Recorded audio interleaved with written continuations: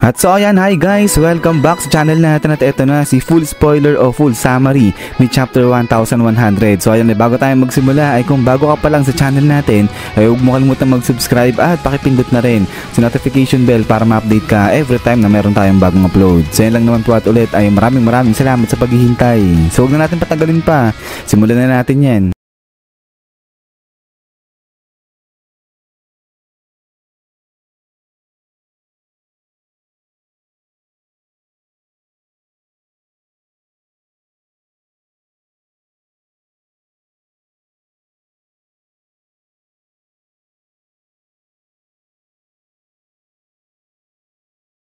At so dito nga yun magsisimula kay Kizaru dahil binisita niya nga itong laboratory ni Dr. Vegapunk. At sa pagbisita niya dito ay may mga kasama siyang Marines at sinasabi pa nga na parang kasama dyan itong si Drake. Pero ipinaliwanag dito na lumipat nga ng bagong building o bagong laboratory itong si Dr. Vegapunk dahil sa aksidente nangyari dun nga sa may Punk Hazard. Kaya naman hindi alam ni Dr. Vegapunk na dun sa nilapatan niya ay may spy na Dendenmushi. At so dito makikita na dinala ni Kizaru itong Dendenmushi ni Saturn dahil gusto ni Saturn kausapin itong si Dr. Vegapunk. At then ay dito kinausap na nga ni Saturn itong si Dr. Vegapunk at ang sabi niya nga dyan na aware siya, alam niya yung mga illegal na pakikipag-usap ni Dr. Vegapunk sa mga pirata.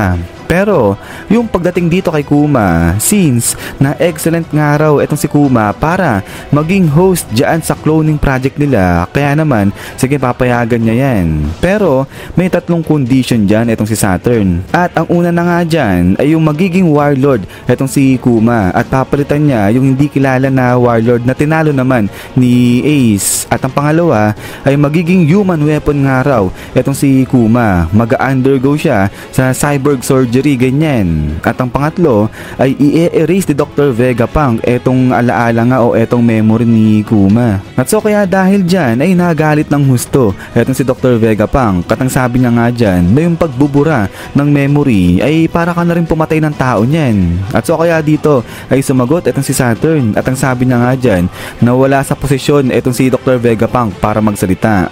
Pero sa kabilang banda ay etong si Kuma, naiyak siya at ang sabi niya nga dyan na sa wakas ay magagamot niya na etong si Bonnie, maliligtas niya na yan. So naiyak pa sa tuwa etong si Kuma, ibang klase talaga kahit na isakripisyo niya yung sarili niya para lang talaga mailigtas etong si Bonnie. But anyways, ay in-explain nga dito ni Dr. Vegapunk na etong surgery ni Bonnie aabuti niya ng 6 months. At after nun ay sa loob ng 1 taon kailangan magpahinga ni Bonnie bago siya lumabas-labas. Habang yung surgery naman na gagawin dito kay Kuma aabutin ng 2 taon. So medyo matagal-tagal yung surgery na gagawin dito sa dalawa na to. But then ay sumagot nga dito itong si Saturn at ang sabi niya nga dyan na i-hostage muna nila o gagawin nilang hostage muna itong si Bonnie after nga nung 6 months na gamutan niya. Kasi baka raw kapag nagamot na itong si Bonnie ay biglang itakas yan ni Kuma. So kaya nga after ng 6 months na gamutan o surgery dito kay Bonnie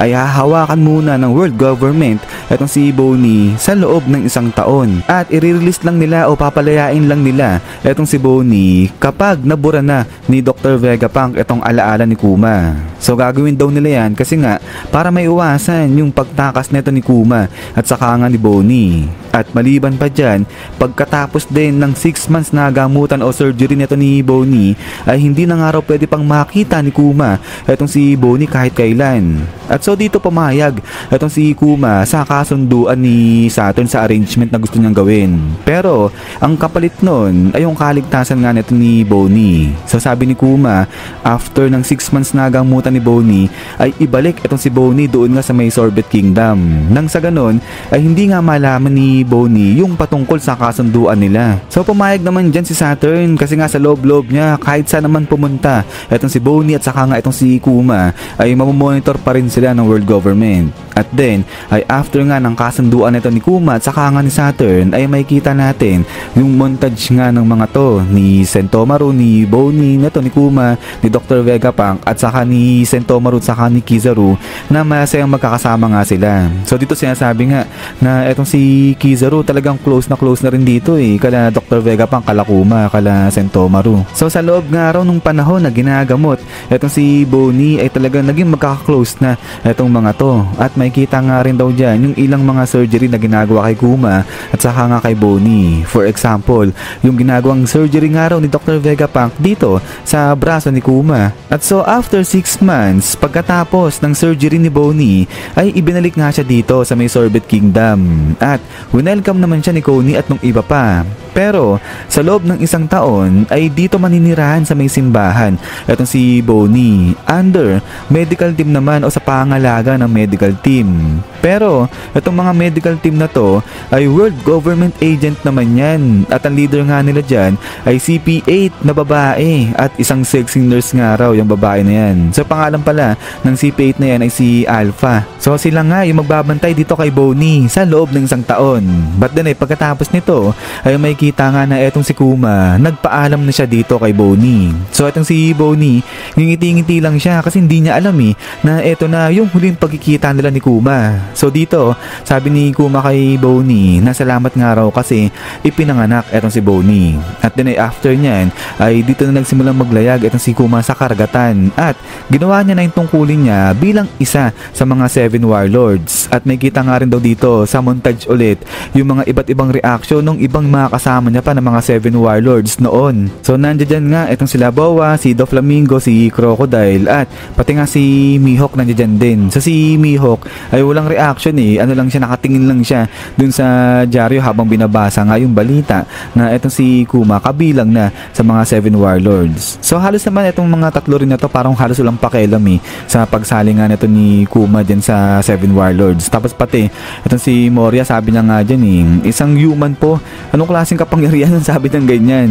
At then ay may kita rin pala dyan itong sila Dragon, si Sabo, sila Koala, may appearance din sila dito sa chapter na to. But then after nito sa kabilang banda ay may kita nga rin natin na etong sila Ace, si Jinbei, si Marco at etong si Blackbeard pinag-uusapan din nga nila etong si Kuma sa pagsali niya dyan nga sa 7 warlords. So medyo chismis lang sila dyan about nga kay Kuma. But then ay after nyan ay talon ulit dito kay Kuma dahil may kita nga na nagsusulat siya ng liham para dito kay Bonnie at ang sinasabi niya nga dyan na nag-explore nga siya ng mga isla at sa future ay magta-travel na nga silang magkasama nito ni Bonnie. At then ay after nito ay sa dulo ng chapter may kita natin itong si Luffy na teenager pa lang na tumatakbo siya papalayo sa isang tiger dyan nga sa loob ng kagubatan. At sa last panel ng chapter na to ay may kita itong si Kuma paparating na o dumating na siya dyan sa may Fuchsia Village sa hometown nga ni Luffy. At